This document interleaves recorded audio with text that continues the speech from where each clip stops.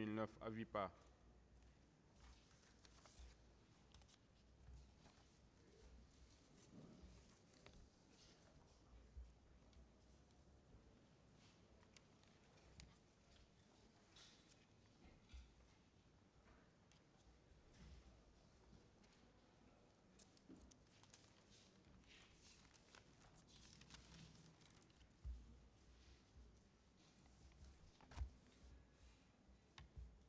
On va continuer avec M. Moussa Dadis Camara à travers ses conseils. Maître Pépé Antoine Lama.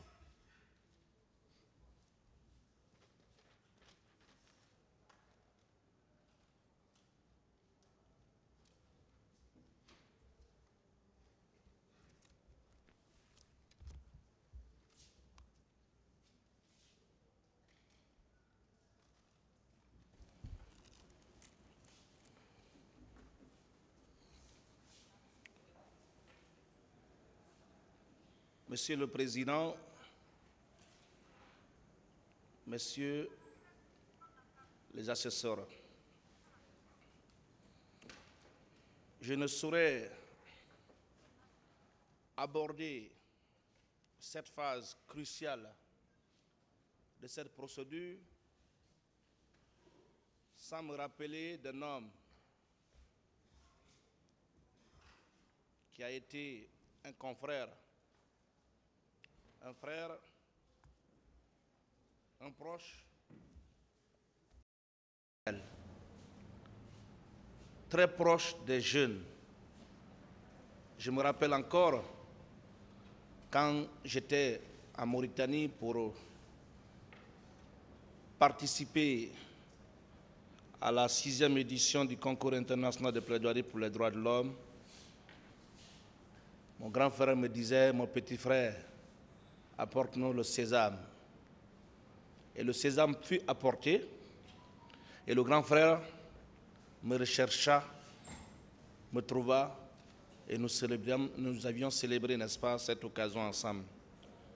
Il m'a offert un boubou que je garde jalousement et que je porte à des moments très difficiles pour me rappeler de lui.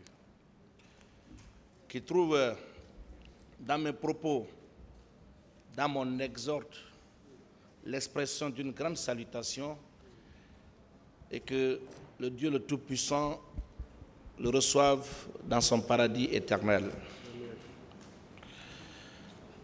Monsieur le Président,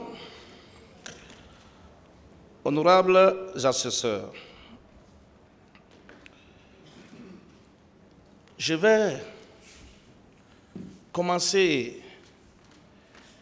également en rendant un vibrant hommage à celui qui, aux premières heures de mon admission au certificat d'aptitude à la profession d'avocat, m'a tout de suite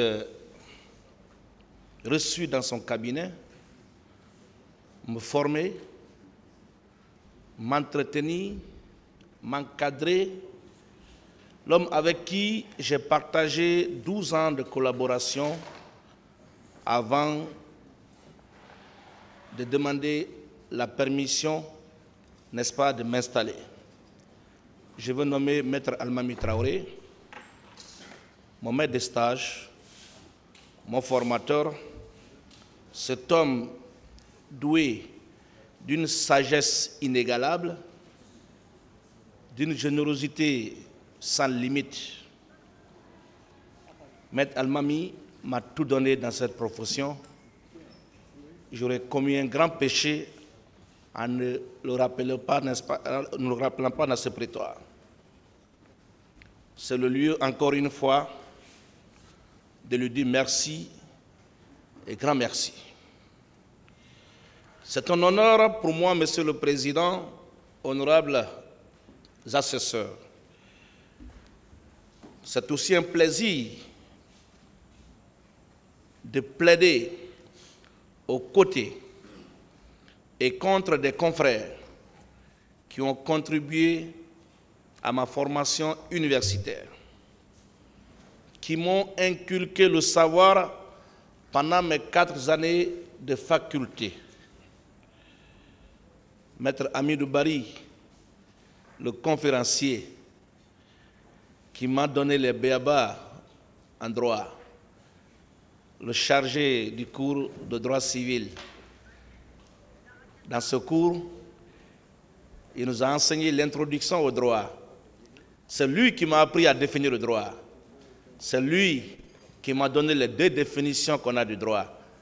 C'est lui qui m'a enseigné les grandes subdivisions du droit. Qu'il en soit vivement remercié. Maître Lanciné Silla, mon professeur du cours de procédure pénale, celui qui m'a appris ce que je suis en train de pratiquer dans ce prétoire. L'homme toujours disponible, assidu, régulier à ses cours, qu'il dispense avec passion comme il plaide ici. Il le fait d'ailleurs avec assez de vigueur et de détermination. Monsieur le Président, Messieurs les assesseurs, Maître Jean-Moussa Souvogui, le talentueux et brillant chargé du cours de droit pénal général, le juriste polyvalent, le puissant et rigoureux chef de département, l'homme qui a fait que les effectifs en droit privé ont toujours été inférieurs aux étudiants s'inscrivant en droit public, parce que la plupart des étudiants évitaient la rigueur qu'il avait imposée en droit privé et préféraient s'inscrire en droit public pour finir ces 4 années sans dette académique. En notre temps, il y avait 2, groupes de droit public et les salles étaient archi-combles, alors qu'en droit privé, on n'atteignait même pas 150 étudiants. Cet enseignant pétri de talent, polyvalent dans sa matière, a fait ses épreuves ici, avant moi. Monsieur le Président, Messieurs les assesseurs, que dire après les pertinentes et brillantes plaidoiries de mes devanciers confrères?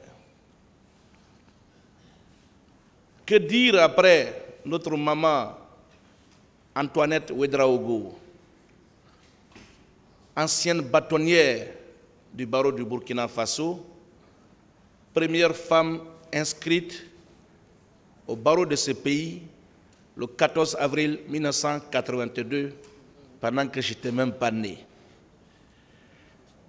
Elle vit et continue de vivre dans le prétoire. 42 ans de prétoire sans répit.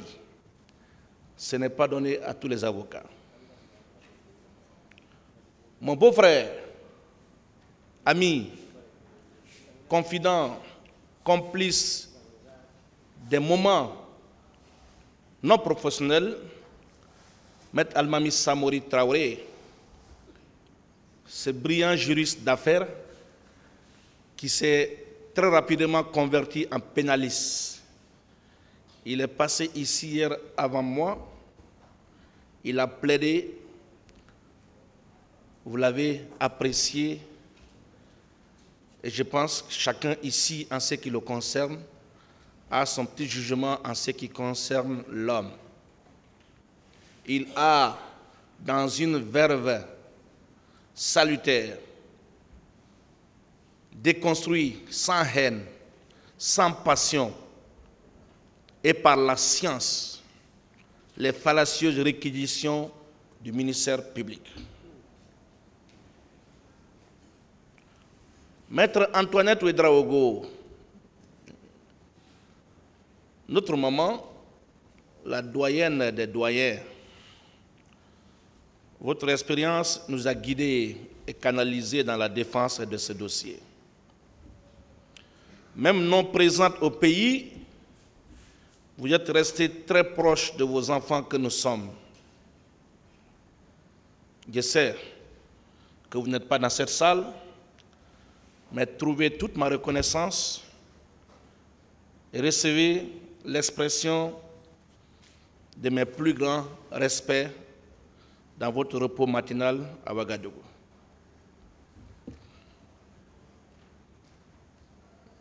Monsieur le Président,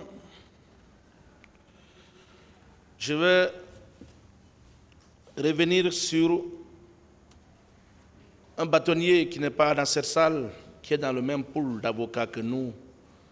Je veux parler du bâtonnier Dina Sampil, l'homme cultivé, doué d'une éloquence enviable, le sage, le seul avocat que je n'ai jamais vu furieux, toujours insensible aux attaques, prêt à tolérer même les pires manquements à son égard.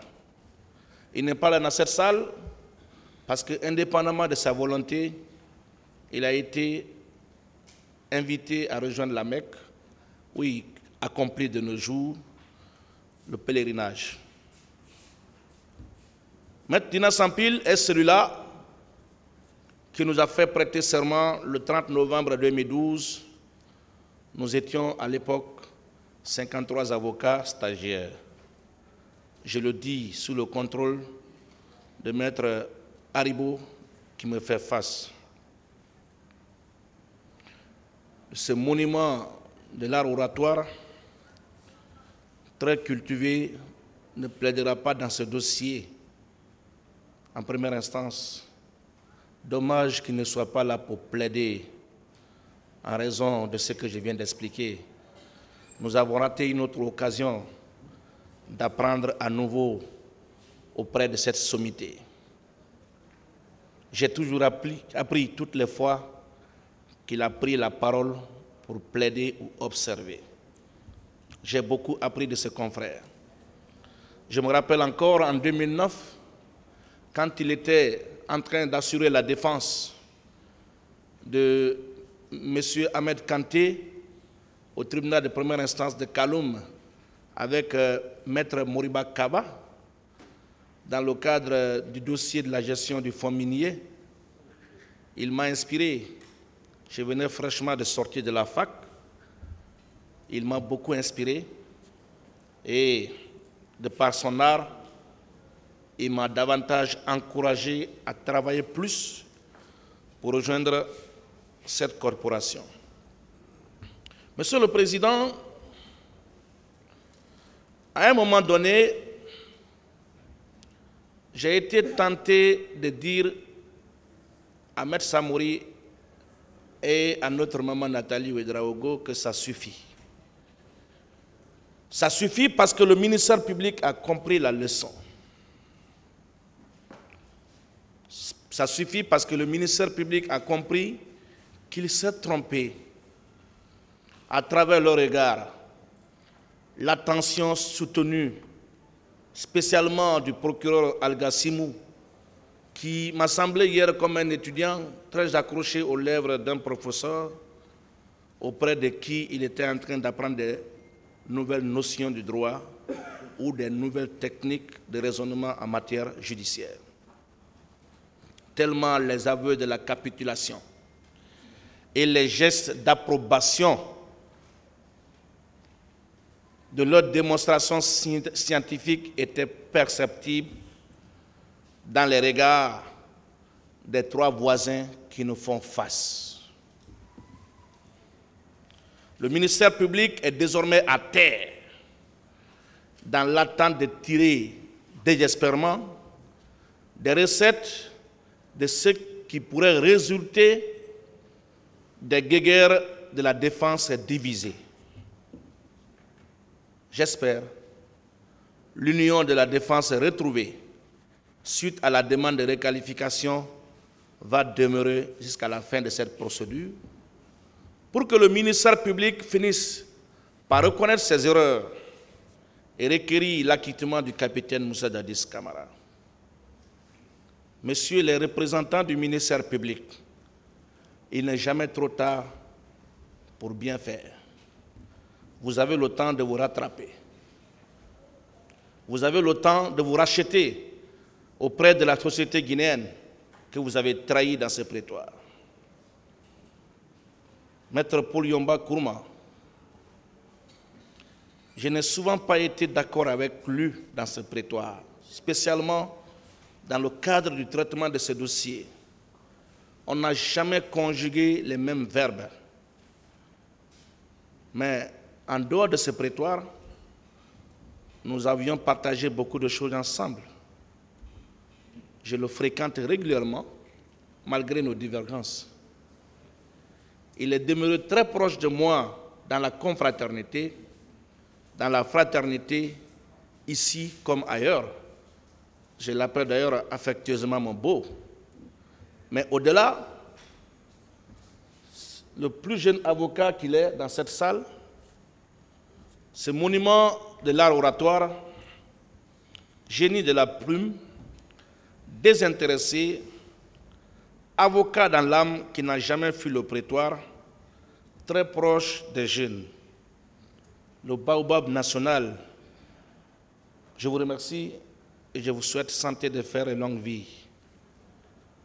Mon cher ami Paul Yomba Kourma de la 19e promotion, je me permets de vous appeler ainsi et vous saurez de quoi je parle, cher maître. Je vous parle en lieu et place de votre ami et condisciple, mon homonyme, Feu Pépé Antoine Maomou, qui a répondu à l'appel du Seigneur quand vous étiez en 5e année magistrature à l'époque, comme on appelait la fac de droit. C'est pour ça que je vous appelle mon ami, parce que l'homonyme de votre ami est là aujourd'hui pour plaider à vos côtés. Recevez, chers doyens, mes différences. Quand je pense aux monuments qui viendront encore à ma suite, honnêtement, sincèrement, je ne souhaite pas être à la place du ministère public, même dans mes pires cauchemars. Je ne souhaite pas être à la place de mes confrères de la partie civile. Quand je pense à Maître Jean-Baptiste Jokamé, qui prendra la parole à ma suite, je suis sûr qu'il ne portera pas les gants pour démonter l'accusation. Il a le potentiel, il a la carrure, il a l'intelligence, il a le verbe et le style particulier pour le faire et bien faire, cher grand frère. Je porte espoir que les obus qui seront largués à ma suite vont certainement réparer, involontairement d'ailleurs, l'erreur du menuisier qui a permis au ministère public de se retrouver sur le même plateau que le tribunal, porter les mêmes robes rouges que les 3 assesseurs. Je porte espoir qu'il va nous rejoindre ici et que nous allons être assis à la même place pour parler de ce dossier. J'en suis sûr.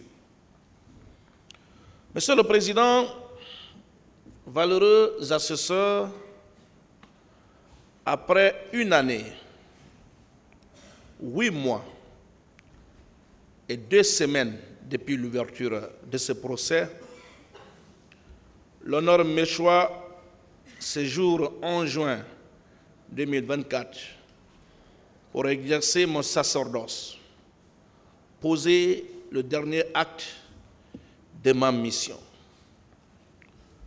En prenant la parole pour plaider la cause du président Moussa Dadis Camara, ce grand patriote, digne, méritant, je ne peux m'empêcher de renouveler la compassion de l'homme que nous défendons à l'endroit des victimes et parents des victimes des événements du 28 septembre 2009. Ce n'est d'ailleurs pas une nouveauté. Il a fait, lors d'une adresse à la nation le 29 septembre 2009, les preuves figurent au dossier de la procédure. Il a réitéré lors de sa comparution ici à la barre du tribunal de ce siège. Depuis plus de 12 années, il a réclamé à corps et à cri la tenue de ce procès. Maître Samori a souligné hier qu'il est parti jusqu'à écrire de sa propre plume pour demander au ministre Seck Chako d'organiser ce procès pour qu'il vienne définitivement laver son honneur et son intégrité qui ont été souillés par des accusations gratuites. Depuis 1958 jusqu'à nos jours, c'est la première fois qu'une commission d'enquête internationale a été créée et à la demande d'un gouvernement pour venir enquêter sur les crimes reprochés aux forces de défense et de sécurité.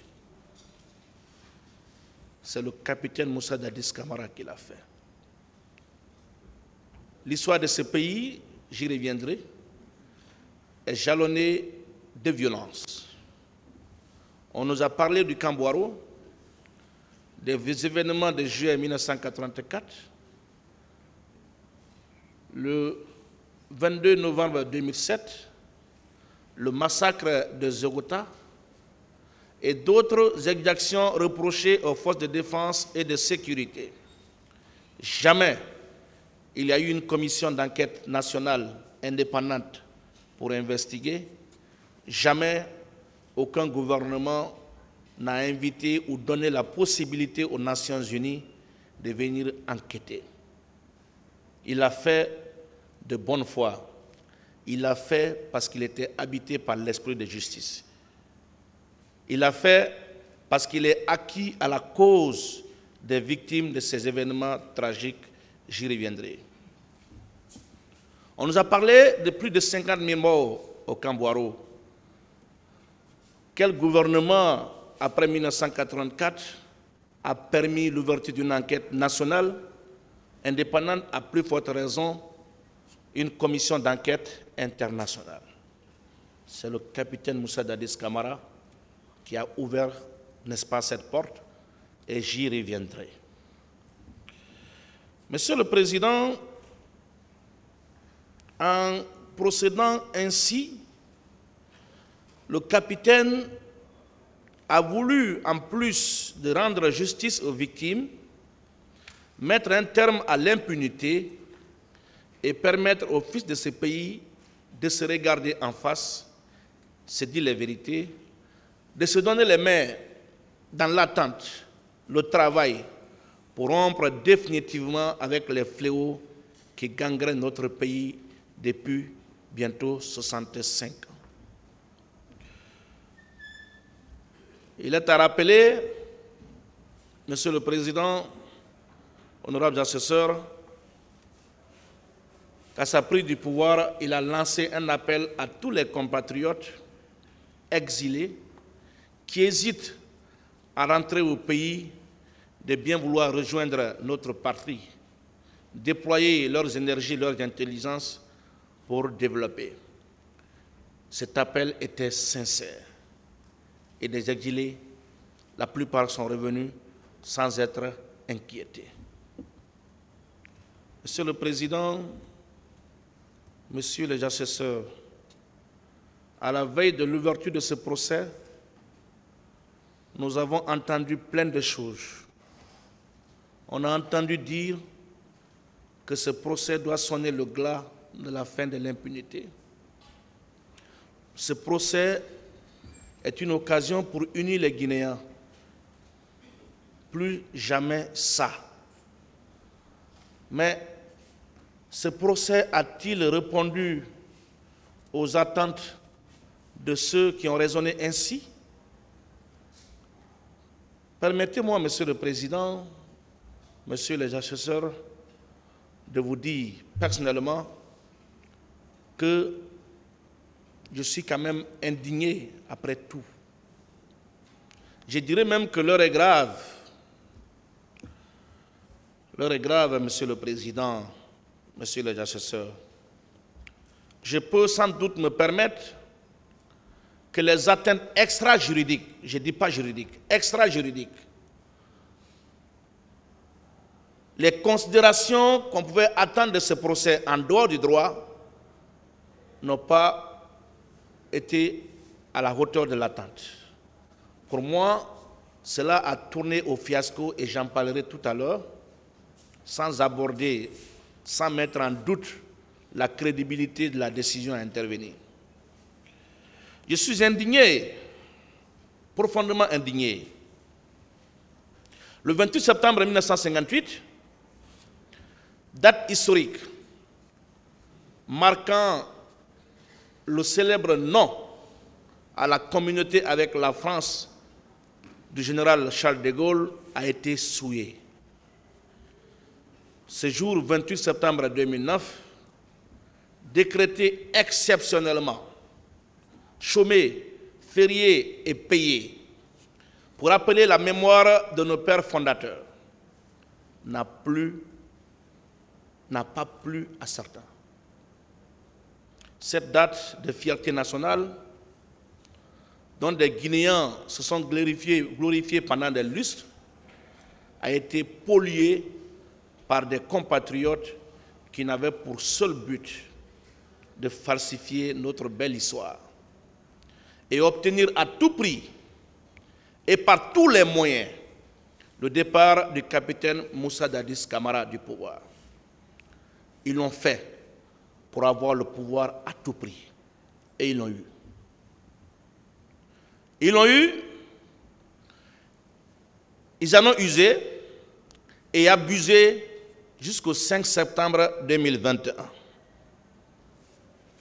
Ce grand homme d'Afrique et du monde, dont le seul crime se résume en sa volonté de conquérir la souveraineté politique, économique de notre chère patrie, et de lutter contre les narcotrafiquants qui avaient fait de la Guinée une plaque tournante du trafic international de la drogue, d'une part, et dans sa détermination de créer les conditions de la tenue des élections libres, transparentes, auxquelles il n'a jamais décidé de compétir, d'autre part, n'est que victime de son honnêteté, de sa franchise, de son patriotisme très passionné. C'est malheureusement cet homme qui, pendant 13 ans, a revendiqué avec véhémence la tenue de ce procès pour venir livrer sa part de vérité et laver son honneur, qui sera arbitrairement arrêté, humilié, conduit sous forte escorte à la maison centrale de Conakry sans aucun titre de détention valable. Comme si cela ne suffisait pas, le capitaine Moussa Dadis Camara, ancien chef d'État, je dis bien ancien chef d'État, sera dans des conditions indignes, placé dans une cellule de moins de 9 mètres carrés avec 3 de ses co-accusés.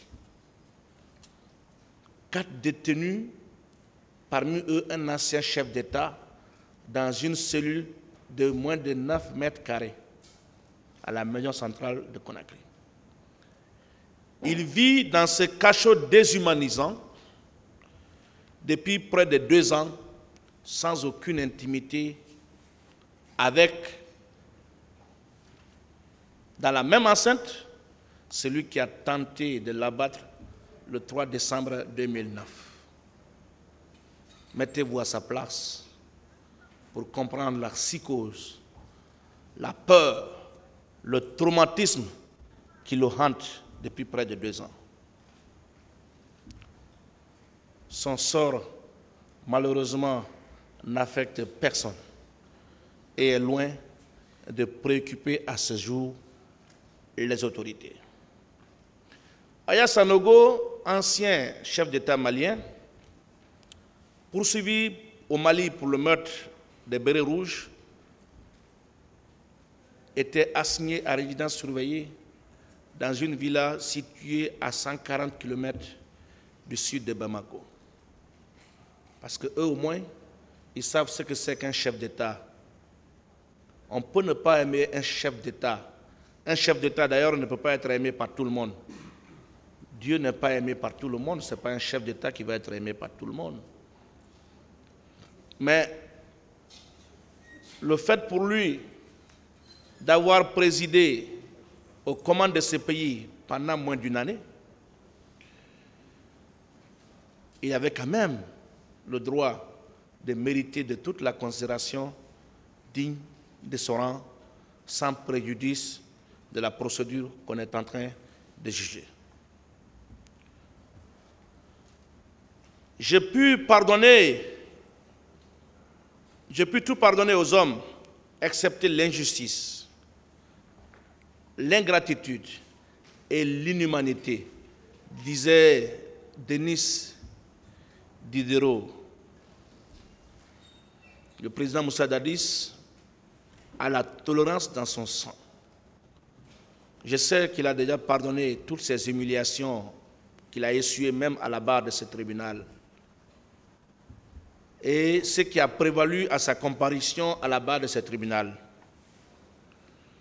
Mais je ne pense pas qu'il soit prêt à tolérer l'injustice dans ce prétoire. Dommage pour notre pays, pays de la désacralisation des hautes fonctions étatiques.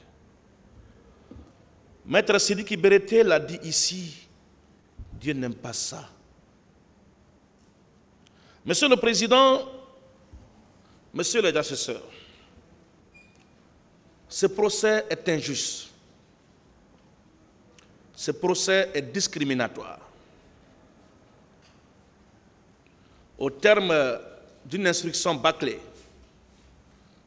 apocryphe et orientée, le capitaine Moussa Dadis Camara et des innocentes personnes réputées proches de lui ont été sélectionnés dans des conditions déplorables pour être renvoyés devant ce tribunal, et d'autres croupissent aujourd'hui et attendent d'être renvoyés également devant le tribunal. Au terme d'un réquisitoire saccadé, incongru, discriminatoire, nourri de contre-vérités basses, le ministère public, au bout d'un raisonnement partisan très léger, désarticulé, a requis des peines lourdes contre le président Moussa Dadis Camara.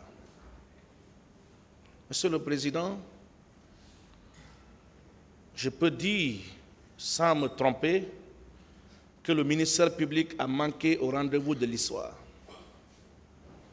Il a déçu la société au nom duquel il a reçu mandat d'agir dans cette procédure.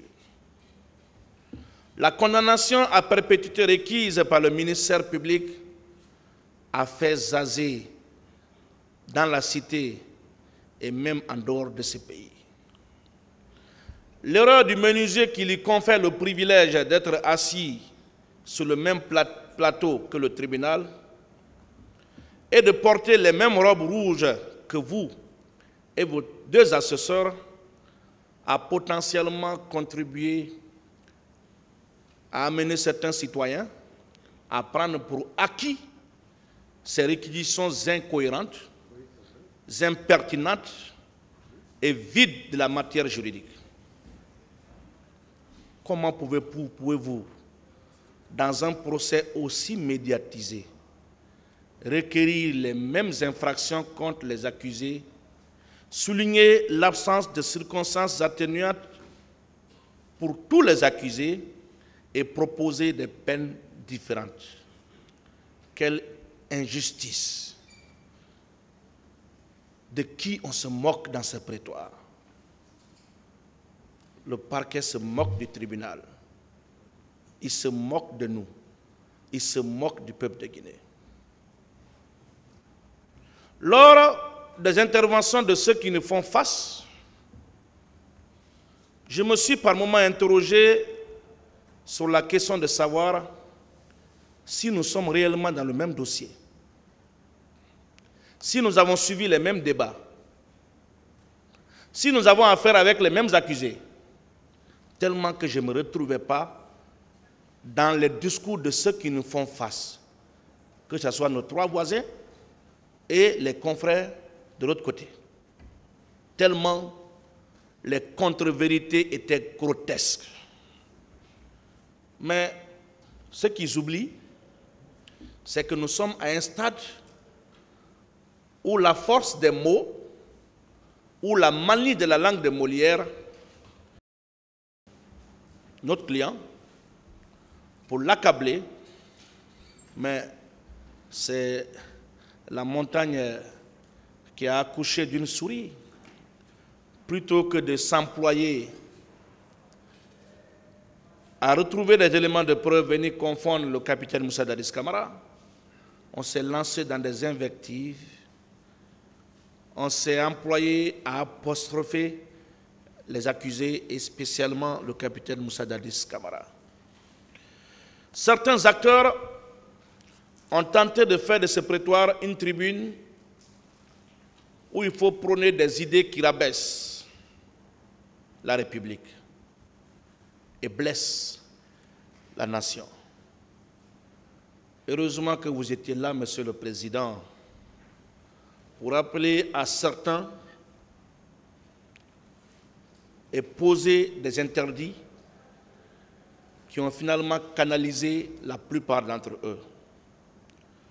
Vous étiez même obligé, Monsieur le Président, à cette phase sacrée du procès pénal où on ne doit pas interrompre un avocat ou le ministère public dans ses prises de parole, vous étiez obligé d'intervenir parce que la haine était trop. C'était de trop, Monsieur le Président. On s'est permis d'apostropher le capitaine Moussa Dadis Camara, d'employer des termes que je ne m'amuserai jamais à employer à l'égard de mon ennemi. Ce n'est pas professionnel.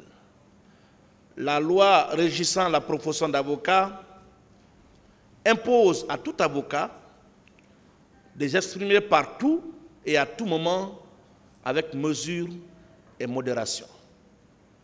Vous étiez là, Monsieur le Président, pour canaliser certains. Vous l'avez fait.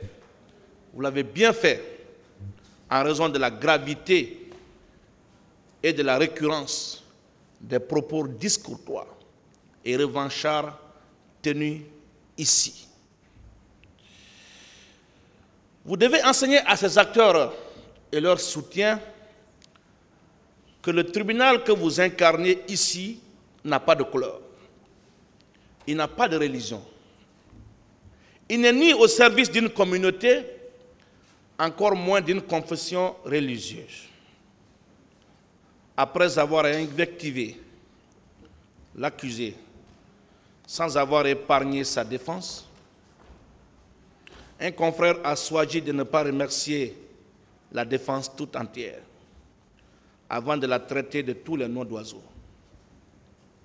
Ces propos nous ont choqués, mais par respect pour vous, par respect pour cette noble robe que nous portons, par respect pour la noble profession d'avocat, par respect pour le peuple de Guinée, je ne répondrai pas à cette attaque inamicale et non confraternelle.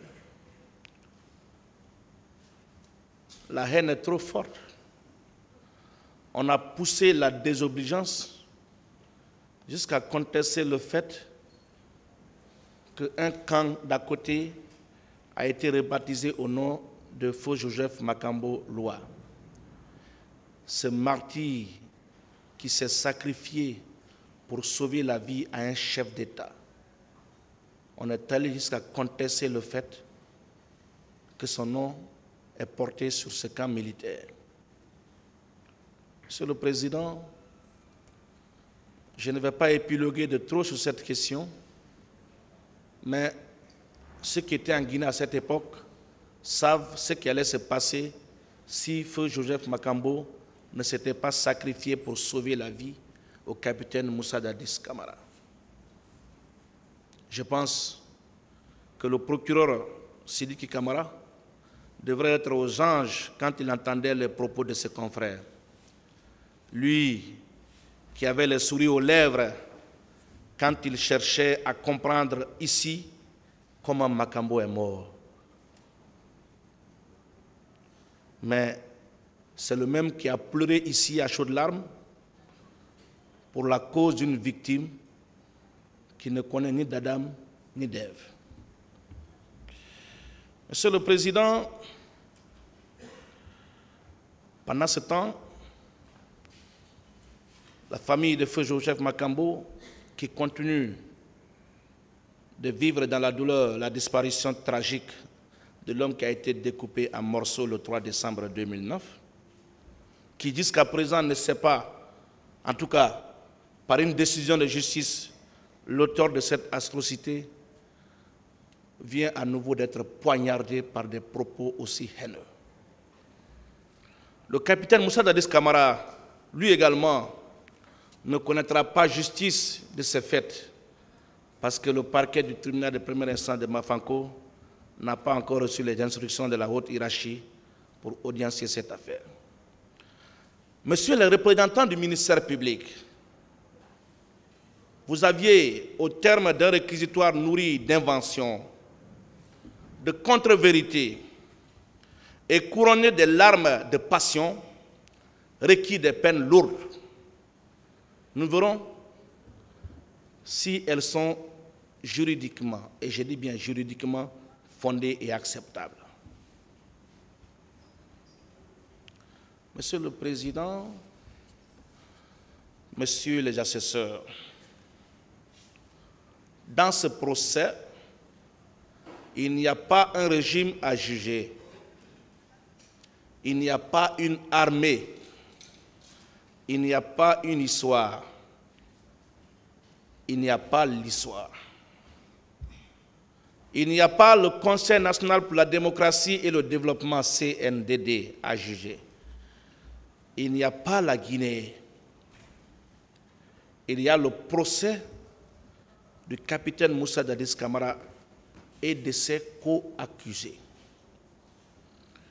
Et c'est très impressionnant de penser que vous êtes là et que vous allez juger. Vous allez, Monsieur le Président, honorables assesseurs, au terme des réquisitions et plaidoiries, prononcer un jugement qui va permettre à tous ces accusés d'être enfin situés sous leur sort. Vous allez, au nom du peuple de Guinée, laver définitivement l'honneur et la considération du capitaine Moussa Dadis Camara, qui depuis plus d'une décennie est injustement diabolisé par des accusations fallacieuses dissillées dans la presse sans aucun fondement probant. Monsieur le Président, Messieurs les assesseurs, vous n'êtes pas le tribunal des forces vives d'alors contre le président Moussa Dadis Camara. Vous n'êtes pas le tribunal de M. Amadou Ouri Ba, connu sous le nom de Baouri, ni de Lonseni Fall, ni de Ben Youssouf Keita et tant d'autres, alors membres des forces vives contre le capitaine Moussa Dadis Camara. Vous n'êtes pas la figure de vengeance des frustrés d'un régime contre un homme. Vous n'êtes pas le tribunal de la revanche. Vous n'êtes pas le tribunal des agendas politiques cachés. Vous êtes véritablement la Guinée, toute la Guinée, car vous rendez la justice au nom du peuple de Guinée. Ce peuple a besoin en toute objectivité dans la science de se reconnaître dans la décision à intervenir. C'est en son nom que vous allez juger, rendre un verdict qui sera historique. Vous allez dire non, et non à la culpabilité du capitaine Moussa Dadis Camara. Vous allez l'acquitter, Monsieur le Président, Monsieur le Assesseur. Dans ce dossier, mes deux prédécesseurs l'ont déjà rappelé, nous plaidons non coupables. Après avoir abordé les faits, je m'empresserai pour contester la recevabilité de la constitution des partis civils de certaines personnes morales, puis plaider la prescription des faits délictuels poursuivis, expliquer les obstacles à la requalification avant de détruire à nouveau, enterrer définitivement les accusations gratuites portées contre le capitaine Moussa Dadis Camara. Abordant les faits, je vais m'inscrire dans le même canevas que mon beau-frère, talentueux confrère, Maître Almami Samori Traoré. Cet espoir du barreau de Guinée qui a fait pour la première fois son chemin, qui a abordé son premier procès criminel avec beaucoup d'excellence. La République de Guinée est un pays dont l'histoire est jalonnée par des querelles intestines. Les coups d'État, les crimes de sang, les crimes économiques et financiers. Les 5 dernières années de la gouvernance de feu général Lansana Conté furent caractérisées par un effondrement de l'économie, l'isolement international,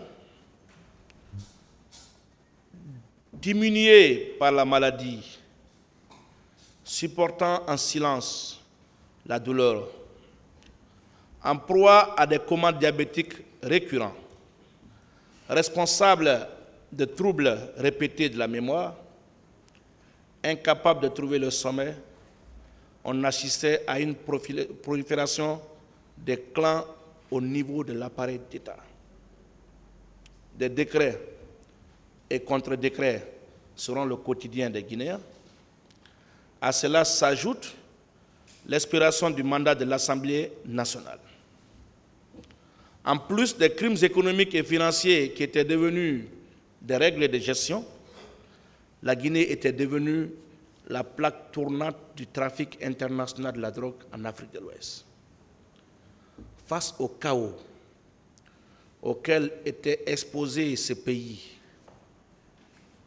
le 22 décembre 2008, date de rappel à Dieu de ce vaillant soldat, feu général Lansana Conté, des militaires patriotes réunis au sein du Conseil national pour la démocratie et le développement ont décidé de prendre leurs responsabilités afin d'éviter que le pouvoir ne tombe entre les mains des politiques voraces, cupides, insoucieux et des trafiquants de drogue. C'est dans ces conditions que l'unanimité s'est formée autour du jeune capitaine Moussa Dadis Camara, l'enfant de Koulé, l'enfant de Mamadi Koulé, pour diriger les destinées de la République de Guinée pendant cette transition. Aussitôt qu'il a pris possession du perchoir, le capitaine Moussa Dadis Camara a entamé de vastes réformes, des réformes profondes, déclenché une guerre ouverte et sans pitié contre le narcotrafic, les crimes économiques et financiers. Il a créé à cet effet un comité d'audit pour vérifier et contrôler la gestion des régimes précédents. Pour refonder efficacement l'État et poser les bases de la construction d'une nation paisible, démocratique et prospère, le CNDD, avec à sa tête le capitaine Moussa Dadis Camara, a proposé une transition d'une durée de 2 ans avant de rendre le pouvoir aux civils à l'issue d'une élection libre et transparente à laquelle ni son président, ni ses membres, ni les membres du gouvernement devraient être candidats. Il a davantage libéralisé les zones. Pour la première fois dans l'histoire de notre pays, la presse est subventionnée. Il a offert à chaque association de presse la somme d'1 milliard de francs guinéens. AGEPI, Lurtergui, Aguipel peuvent en témoigner. À l'époque, la presse était devenue la tribune de tous ceux qui étaient experts dans les injures, dans la calomnie, dans la diffamation. On a assisté à la prolifération des médias partisans, mais cela n'a pas découragé le capitaine Moussa Dadis Camara à tolérer et contribuer dans sa réforme. Il a, pour la première et unique fois dans l'histoire de ce pays, octroyé 2 engins au barreau, la sentinelle de l'état de droit, Maître Malik Kemoko Diakité l'a rappelé lors de son passage. Il était d'ailleurs la personne la mieux indiquée pour le rappeler, puisqu'à l'époque, je n'étais pas avocat, j'étais fraîchement sorti de l'université. Il a décoré le bâtonnier d'alors et certains membres du Conseil de l'ordre. Il a même ordonné qu'on trouve un siège pour le barreau. Et Maître Malik vous a expliqué ici pourquoi et les conditions qui ont fait que cette promesse n'a pas été tenue. Jusqu'à date, le barreau est encore logé dans un petit réduit. Tous les gouvernements qui sont passés ne font que des promesses sans les réaliser. Revenu très épuisé du voyage de l'abbé, sur lequel le maître Samori était revenu, le capitaine ne s'attendait pas à la tenue d'une manifestation le 28 septembre 2009. Il fut rappelé tardivement et en fin de compte, par le canal du téléphone du ministre Tibou Camara, il a sagement, gentiment décidé de converger avec les leaders des forces vives, non pas pour interdire la manifestation qui était déjà interdite par les autorités compétentes, mais pour au moins reporter et délocaliser la dite manifestation. Cela a été sans succès. Il s'est appuyé sur l'excellence de ses relations avec ses leaders qui l'ont malheureusement évité. Monsieur le Président, Messieurs les assesseurs, les leaders des forces vives ont refusé cette main tendue du président Moussa Dadis Camara. Ils ont, contre vent et marée, tenu leur manifestation. Ils se sont, sans aucune précaution, investis le droit de mobiliser plus de 50 000 personnes pour tenir un meeting dans un stade qui ne peut pas recevoir plus de 28 000 personnes. Sous le fallacieux prétexte que le capitaine Moussa Dadis Camara aurait décidé de se présenter aux élections présidentielles. Monsieur le Président, ce qui s'est passé, s'est passé. Le capitaine n'était pas présent. M. Samouré l'a dit, nous éviterons de dire ce qui s'est passé au stade parce que notre client n'y était pas. Mais quand le président a reçu des informations de part et d'autre, en compagnie du président Blaise Compaoré, alors médiateur de la CEDEAO dans la crise guinéenne, il s'est rendu dans la matinée du 29 septembre 2009, le lendemain des faits, au chevet des blessés hospitalisés au centre hospitalo-universitaire de Donka pour apporter son soutien et compatir à leur douleur. Même cette réalité a été niée dans ce prétoire. Le même jour, et cette preuve existe au dossier de la procédure, il est passé sur les ondes de la radio-télévision guinéenne pour lire un discours, faire une adresse à la nation, présenter ses condoléances aux familles éplorées, décréter les jours 30 septembre, mercredi 30 septembre et jeudi 1er octobre 2009 comme journée de deuil national. Il a par la même occasion annoncé l'ouverture d'une enquête nationale et internationale.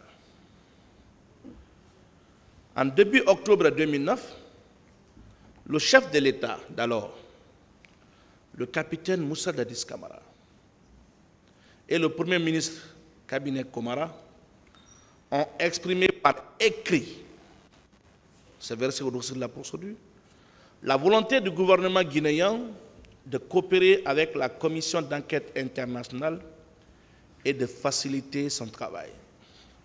Personne ici dans cette salle ne peut contredire le fait que sans l'accord d'un gouvernement, aucune commission d'enquête des Nations Unies ne peut opérer dans un État. Pour joindre sa parole à l'acte, le capitaine Moussa Dadis Camara a par ordonnance, puisqu'à l'époque des faits, nous étions dans une période exceptionnelle, il n'y avait pas d'Assemblée nationale, il assumait à la fois les fonctions exécutives et législatives. Il a par ordonnance numéro 057, barre CNDD, barre 2009, du 30 octobre 2009, créé une commission d'enquête indépendante, une commission nationale d'enquête indépendante, pour investiguer aux fins d'établir la vérité sur les événements du 28 septembre 2009.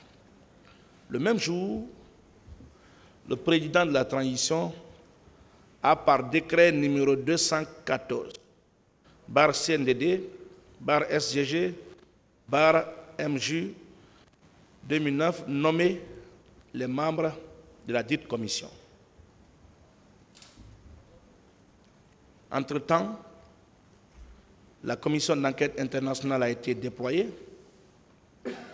Le 25 novembre 2009, et le capitaine a déployé tous les moyens sécuritaires, financiers, matériels et humains pour faciliter leur mission. C'est pourquoi vous ne verrez nulle part dans le rapport de la commission d'enquête internationale un quelconque obstacle aux investigations imputables au capitaine Moussa Dadis Camara. Malheureusement, le 3 décembre 2009 est passé par là. Le président a échappé à une tentative d'assassinat. Il a été sauvé de justesse par le sergent Sekou Massari, qui a courageusement réussi à le déposer en lieu sûr. Instantanément, le capitaine a été évacué au Maroc pour des soins. Après ces soins, M. Camara a exprimé le souhait de regagner sa patrie pour poursuivre sa convalescence. En revanche, Bernard Kouchner, frère jumeau et ami de longue date du professeur Alpha Condé, a riposté en ces termes. Je souhaite que M. Dadis Camara reste dans son lit au Maroc et non qu'il revienne. Je souhaite que M. Dadis Camara reste dans son lit au Maroc et non qu'il revienne. C'est le ministre français des Affaires étrangères qui se prononce comme ça dans des affaires guinéennes. Simplement parce que quelques semaines ou mois avant, le capitaine, digne produit de la révolution de Sékou Touré, avait dit que la Guinée n'est pas une sous-préfecture de la France. C'est ainsi, un vol a été affrété pour son retour au Bercail. M. Moussa Dadis Camara, pensant revenir dans son pays, a vu son avion dérouté vers Ouagadougou, République du Burkina Faso, où il restera contraint à un exil forcé pendant plus de 12 ans.